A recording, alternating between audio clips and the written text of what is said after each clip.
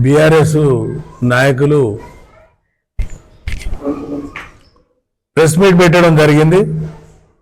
దాంట్లో వారు ఏం చెప్తారంటే గురిగింజ కింద అటువంటి సామెత వారికి గుర్తుండాలి. వారు చెప్పిన అన్ని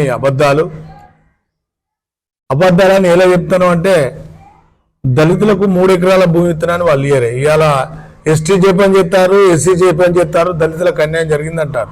ఆ రోజు మరి దళితులు కనపడలేదా వాళ్ళకని మేము అడుగుతాం.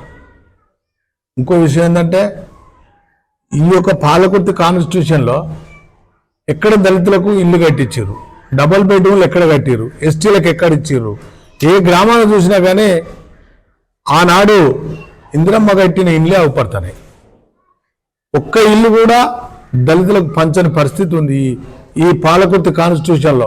ఈ పాలకుర్తిలో ఎట్లుందంటే రాష్ట్రం ఎట్లుందో వాళ్ళు ఒకసారి అర్థం చేసుకోవాలి. వారికి ఒక్కటే మేము చెప్తాను, ఈ అవాకు చవాకు ముచ్చట చెప్పొద్దు.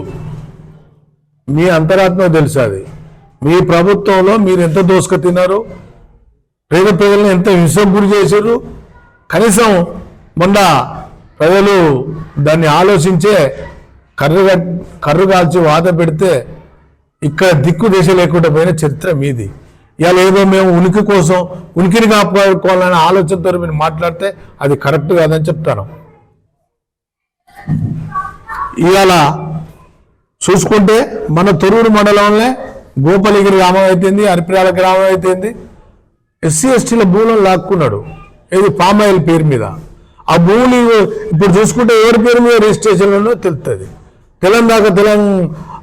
నైట్ ఎంఆర్ఓలను ఆర్డీఓలను పిలిపించుకొని దళితుల్లో భూములు కబ్జాలు చేసి భూములు మీ పేరు మీద చేసుకున్నటువంటి చరిత్ర మీది.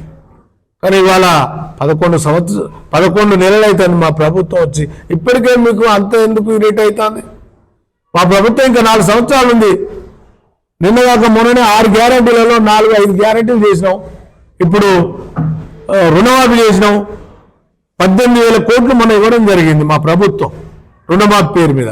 ఇంకా 13 కోట్ల రూపాయలు ఇస్తుంది. ఇంకా 4 లక్షల మంది అర్హులు ఉన్నారు. వారికి డిసెంబరు ఇందిరాగాంధీ సోనియా గాంధీ పుట్టినరోజుకు ఈ రుణమాఫీ ఇవ్వడం జరుగుతుంది. దాన్ని దృష్టిలో పెట్టుకోవాలి. కానీ ఇప్పటికే 4 రోజులకి ఏమైందని మీరు ఇంత ఫీల్ అవుతారో నాకు అర్థం కావట్లేదు. ఎప్పుడైనా కానీ మీరు చేసిన పాపాల వల్లనే మీరు కర్మనిగయ్యారు.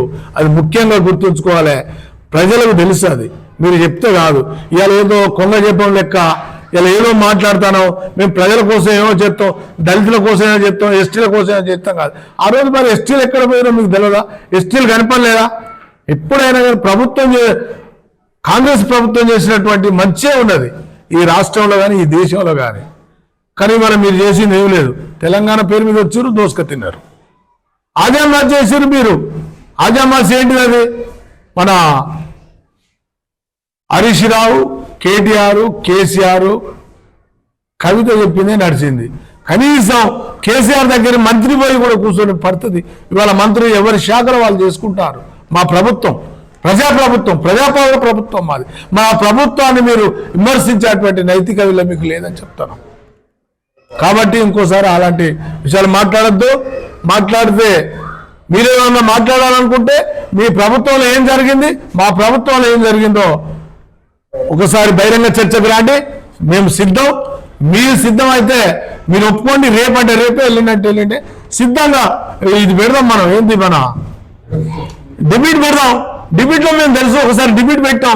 ఏది మొబైల్ చూసే డిబేట్ పెడితే ఒక్కదారి కూడా సమాధానం చెప్పలేకపోయారు మీరు. వాళ్ళు కూడా ఇప్పుడు మీరు మాట్లాడితే మాకు చాలా అది విడ్డూరంగా ఉంది. అది మాట్లాడే పరిస్థితి మీరు కాదని నేను తెలియపరుస్తూ. నమస్కారం.